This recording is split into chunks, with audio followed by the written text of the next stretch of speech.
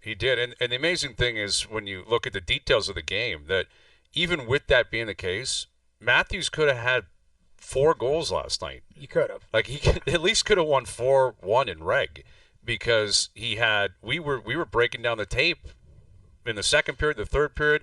Marner almost hit him the first time on a 2-on-1 and it got broken up. Then it's 2-on-1, misses the net. Nyes hits him. He tries to go 5-hole. Then he was in alone a couple other times later in the game. Like in alone, like wide open breakaways, and he didn't score. And then finally he gets it in overtime. And we're watching it. If you're watching That's on TSN 4 there, Brian. That's 4. This is 5. Yes, this the is fifth 5. one finally went in. Like legitimately, he could have.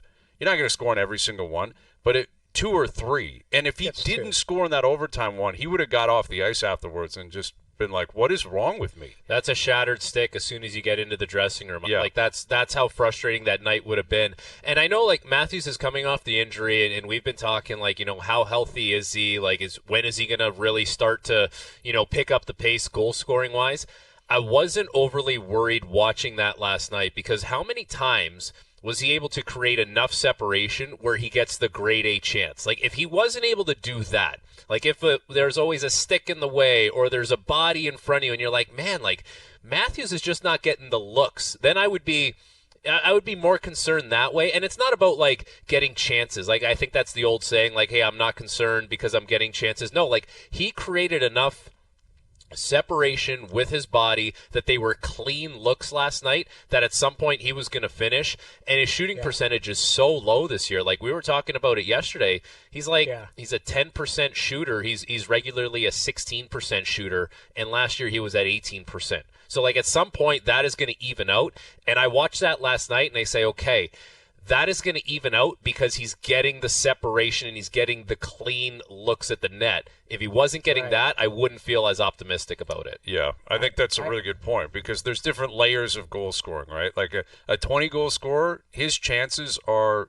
rebounds around the net or, tip-ins or something like that. If he's not getting those, you're like, all right, he's in trouble. Once he gets those and they don't go in, you feel like, all right, he'll get one soon. He'll get up to his number, 20 goals, 25.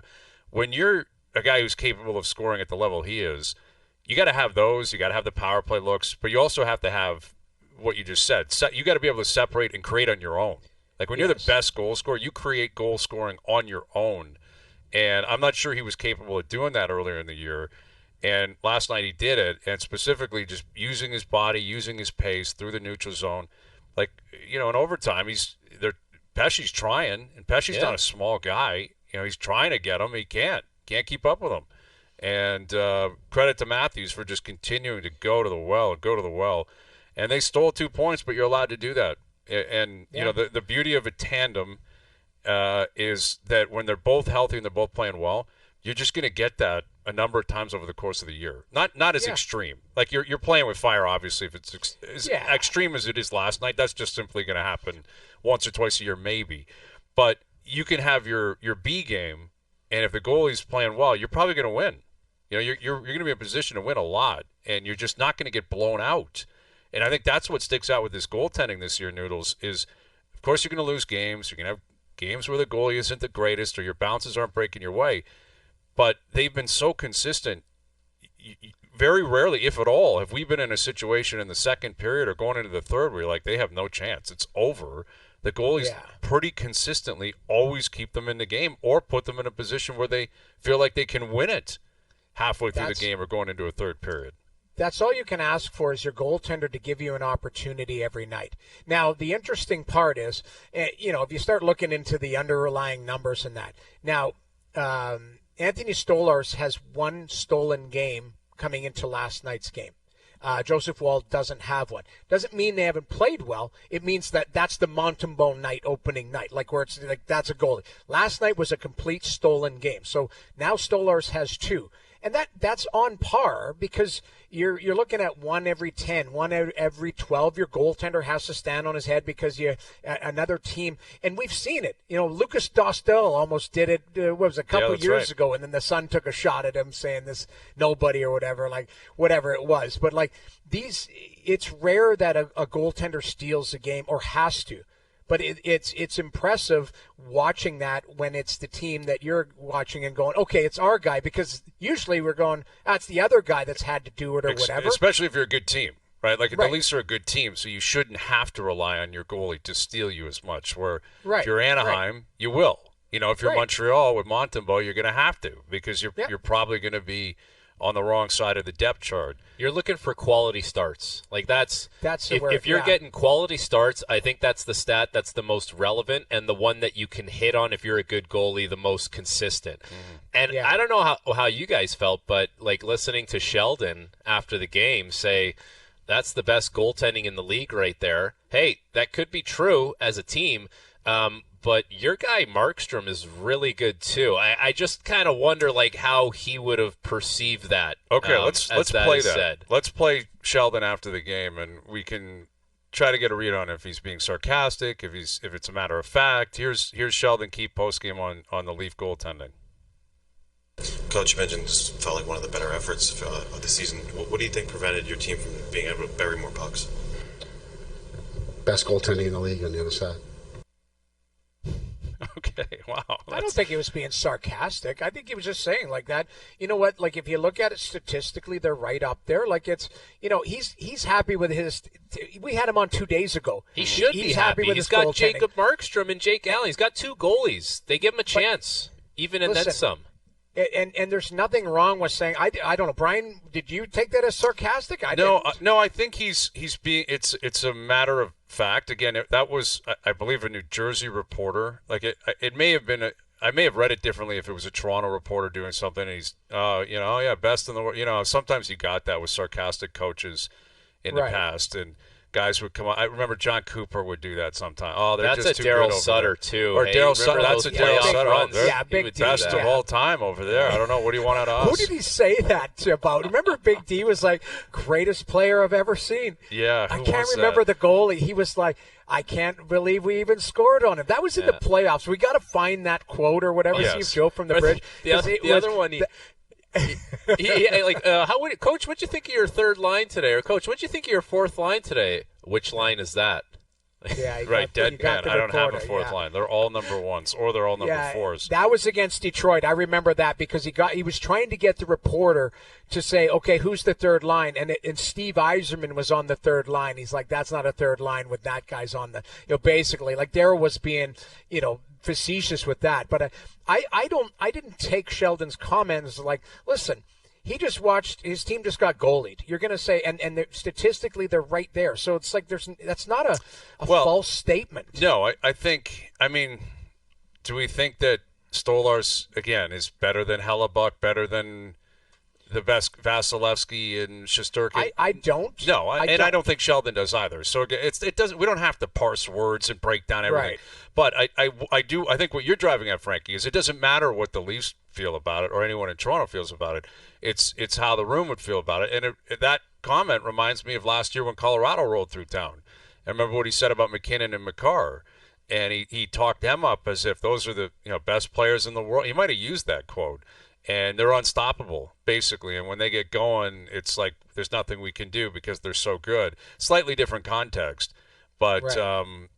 I guess if you're Markstrom, I don't know. I mean, he's been good for them. He's been very good for them this year. Yeah. But I think you also have to be reasonable as a pro. I mean, Markstrom, I don't think would put his hand up and say I'm the best goalie in the world either. No, He's no, not. he would. He's I he's a very good goalie. I also wonder if part of it, from his point of view, is like how long was he here? 5 years? Like Mm-hmm. 5. It just he never had Stolarz when he was in Toronto. Like he never had that kind of goalie while he was here. He always had here's Jack Campbell, he's playing pretty good, and all of a sudden he's not. Here's Ilya Samsonov, he's playing pretty good, now he's hurt and he's not. Like go through the list of the guys that he had.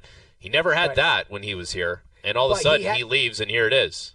The Toronto Maple Leafs may be taking a new approach to salary management, which could directly impact Mitch Marner's contract negotiations. During Kyle Dubas' tenure as general manager, the team didn't hesitate to spend heavily, and this trend began with a 6-year extension signed by Marner in 2019. At the time, Marner's $10.9 million annual cap hit set the market for superstar wingers, surpassing comparable players like Mikko Rantanen of the Colorado Avalanche, who signed a 6-year deal with a $9.25 million annual cap hit. Now, However, times seem to be changing. TSN's Pierre Lebrun recently reported that the Maple Leafs have implemented an internal salary cap, aiming to ensure no player earns more than captain Auston Matthews, who signed a 4-year extension worth $13.25 million per season in August 2023. The team's primary concern revolves around Marner's agent, Darren Ferris, who, according to Lebrun, might push for a percentage of the total salary cap instead of a fixed dollar amount. This could result in Marner's cap hit exceeding Matthews' $13.25 million, conflicting with the Leafs' new financial strategy. Ferris is known for driving negotiations to the limit, often taking his clients to free agency. This raises fears that discussions between Marner and the Leafs could drag on until July 1st, giving Marner and his camp all the leverage in negotiations. Another complicating factor is the rising market. Lebrun noted that Mikko Rantanen believes he could secure $14 million per season as a free agent. This sparks the question, could Marner demand even more? And would Ferris take that gamble, knowing the Leafs might opt to move on and sign another player? Marner has made it clear on multiple occasions that Toronto is where he wants to be. As a local player with deep ties to the city, he's expressed his desire to spend his entire career wearing the blue and white of the Leafs. However, staying with the team may require him to accept less than market value, especially if the front office remains committed to its new salary structure. Such a sacrifice could be vital for the team's collective success and to avoid financial issues that have plagued the recent past. While negotiations are still in the early stages, it's evident that Marner's future with the Leafs is at stake. Maple Leafs fans may need to prepare for the possibility of significant changes, but they can also trust in the player's commitment to the city and the franchise to find a compromise. The Maple Leafs' decision to implement an internal salary cap reflects a broader shift in their team-building philosophy. After years of prioritizing top-end talent with hefty contracts, the organization appears determined to strike a balance between superstar contracts and depth throughout the roster. This strategy aims to avoid the pitfalls of past seasons, where a lack of financial flexibility often left the team vulnerable in critical playoff moments. For Mitch Marner, this shift creates a unique challenge. On one hand, his value to the Leafs is undeniable. A consistent top scorer and elite playmaker, Marner has been instrumental in driving the team's offense. On the other hand, his ability to command a salary that rivals or exceeds Auston Matthews could put the Leafs in a difficult position, especially with a potential need to strengthen other areas of the roster. As the 2023-24 season progresses, the Leafs must weigh the potential consequences of sticking to their cap philosophy. Losing a homegrown talent like Marner would undoubtedly sting for fans and the organization alike. However, allowing one player to dictate financial terms beyond the team's structure could hinder long-term success and force painful sacrifices elsewhere. Adding to the complexity is the looming free agency of William Nylander. If the Leafs are to stick to their internal salary cap, they may also face challenges in retaining Nylander, who could command a significant raise. Balancing contracts for both Marner and Nylander within the new framework could prove to be the ultimate test for Toronto's management team. Another factor at play is the team's ultimate goal, winning the Stanley Cup. While star players like Marner and Matthews are crucial, history has shown that depth and balanced rosters often prevail in the postseason. If the Leafs fail to manage their finances effectively, they risk falling short of building a championship-caliber team, even with elite talent. For Marner, the decision to stay with the Leafs might come down to more than just dollars. His connection to the city, the fans, and his teammates could be deciding factors. If he prioritizes legacy and loyalty over maximizing earnings, there's a strong possibility that he'll work with the team to find a deal that benefits both parties. Negotiations will also test Darren Ferris, known for his hardline tactics in securing lucrative deals for his clients. While pushing for top dollar is expected, Ferris may need to weigh the risks of alienating the Leafs' management and fanbase. A prolonged stalemate could damage Marner's relationship with the team and its supporters. The Leafs management, led by general manager Brad Treliving, faces a pivotal moment. Treliving's reputation as a negotiator and team builder will be on full display as he navigates this high-stakes scenario. Striking the right balance could solidify his tenure in Toronto, while a misstep might set the team back for years. For Maple Leafs fans, the coming months will be filled with anticipation and uncertainty. Marner's future, along with the team's ability to stay competitive under financial constraints, will likely dominate conversations as the season unfolds.